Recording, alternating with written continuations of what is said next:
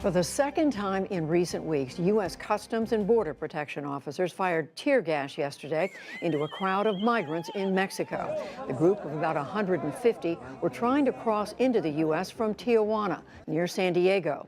U.S. officials say some were throwing rocks.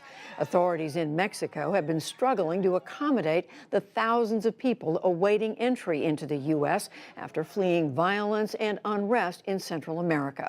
Our Amna Nawaz continues to cover this story, and she joins me now. And so, Amna, thank you. What exactly happened at the border yesterday? Right. So this was actually late Monday, early Tuesday. We're just getting details last night, but this is what U.S. officials say happened right there. There was one group that tried to illegally enter the U.S. by making their way over concertina wire. There was another group that U.S. officials say were throwing rocks at the Border Patrol agents on the other side. U.S. officials say they then fired tear gas at those rock throwers, not the other migrants trying to make their way. They used pepper spray, tear gas, and smoke, and they say that they were using what they call the minimum force necessary to defend themselves, defend the border, and restore order. They say no children were affected by the chemical agents. There was some discrepancy about that from reporters on the ground. And Judy, we don't know anything about those folks who were trying to make their way across their border, whether they'd applied for asylum, whether they tried to enter and had been denied. We do know these folks are part of that bigger group.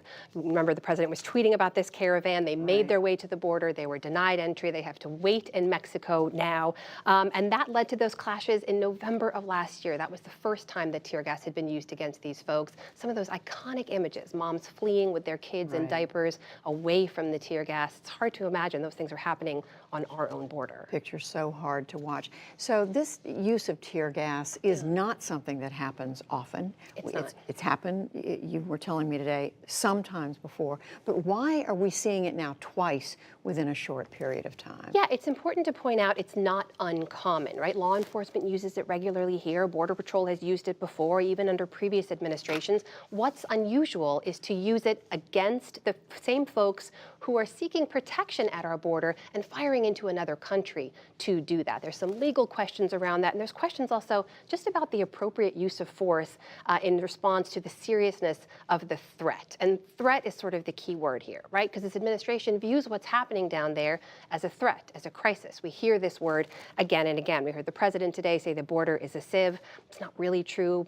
Border crossings are at historic lows. We see the president saying we got to shut down the crossings to stop drugs pouring across the border. We know most illicit drugs actually come through legal ports of entry. So there's a narrative of the crisis, and the administration's been responding to it like a crisis. So what are the options right now for the government, for border agents? What do we see happening next here? Well, next it looks like these folks who are on the other side of the border will continue to be held there. They're sort of in limbo. They're stuck in Mexico while their asylum claims are processed. We know those are being processed relatively slowly. We've heard reports of anywhere from 40 to 100 a day. You're talking about thousands of people who don't know what the future holds for them, who don't have unlimited funds, who are in a dangerous border town and don't know what the future will hold. And in terms of administration policy, any sign that there's any give there? Well, we've seen the administration make efforts to narrow some of the asylum paths, right? They've tried to say if you cross illegally, you are not allowed to make an asylum claim. The courts have pushed back against that because let's remember,